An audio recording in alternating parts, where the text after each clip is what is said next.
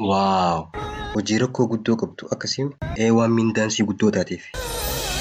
Waysilaan anis godhuu danda'e. Laal akki ja'an nabiin keenya sallallahu alaihi wasallam namni koorichaa fardaa sun qopheesse farda qabsaawaati irratti mindaa wal qixa qabu.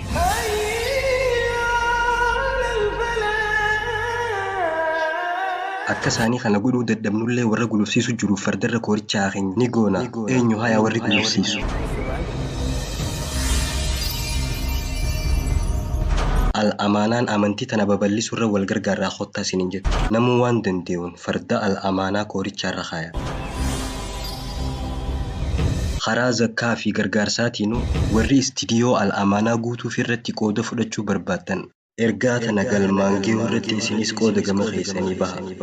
Teenyee walitti eenu xuuxxoon 50 nama tokkoof ba'a nama 55. Warri istiidiyoo al-amaanaa guutuuf irratti qooda fudhachuu barbaaddan karaa baankii daldala Itoophiyaatiin maqaa Farahaan Mahammad Juun lakkoofsa akkaawuntii tak duwwaa